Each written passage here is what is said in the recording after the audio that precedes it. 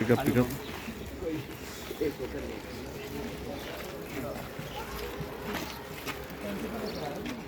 Class 9 का विद्यार्थीहरू सैनिटेसनमा अहिले संलग्न हुनुभएको छ।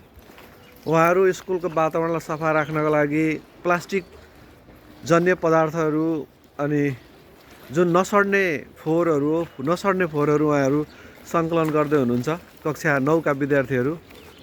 म यो भिडियो चाहिँ तपाईहरुको ग्रुपमा पठाइदिन्छु।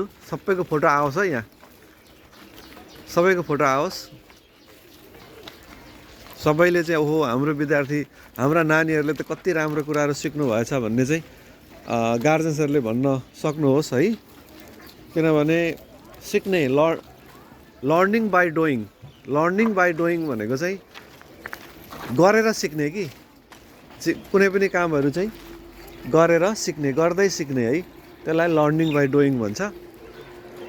अनि तपाईहरु चाहिँ अहिले गरेर सिक्दै हुनुहुन्छ। यो गरेर सिकेको कुरा कहिले बिर्सिनुहुन्न है त। गरेर सिकेको कुरा कहिले बिर्सिनुहुन्न तपाईहरु। फोहोरहरू यसरी यहाँ सङ्कलन गर्दै हुनुहुन्छ उहाँहरू। उताबाट कक्षा 9 कै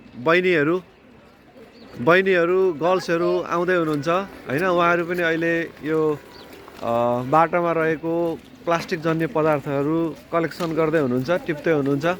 बडा रमाइलो, उहाँहरूलाई रमाइलो छ किनभने वातावरणलाई उहाँहरू जोगाउन चाहनुहुन्छ।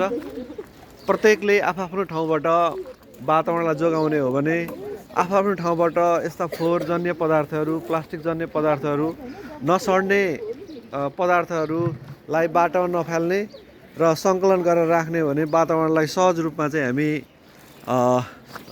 राम्रो बनाउन सक्छौँ। अब यो भिडियो तपाईहरुको ग्रुपमा आउँदैछ है। त्यसले गर्दाखेरि तपाईहरुको ग्रुपमा यो भिडियो अपलोड हुँदैछ। कक्षा 9 का हाम्रा नानीहरू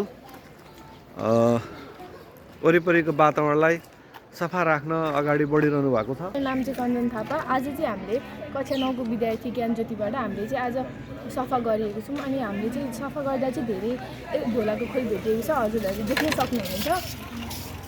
अनि यसले चाहिँ हाम्रो तपाईहरुलाई थाहा नै छ, यसले चाहिँ बाहिर प्याकेटमा पनि लेखेको हुन्छ। यसले चाहिँ हाम्रो जीवन धेरै बिगार्छ। त्यसैले हजुरहरूले हामीले हजुरहरूलाई चाहिँ बेग गर्दैछौँ यस्तो नखानु होला। यदि खाइहाल्नु भएमा पनि यस्तो खोलहरू चाहिँ भुइँमा जताभावी चाहिँ नफ्यालिदिनु हुन अनुरोध गर्दछौँ।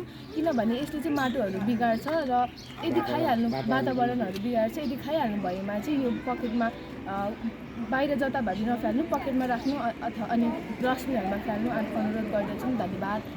हामीले दैनिक नभए नै हप्तामा चाहिँ 2-3 दिन आफ्नो वातावरणमा भएको फोहोरहरू उठाएर आफ्नो वातावरण सफा गर्नु। हामी जसरी गरिरहेको फोहोर सफा गरिरहेको छौँ, तपाईँहरूले नै यसरी नै फोहोर सफा गर्नु भनेर अनुरोध गर्दछु म। धन्यवाद।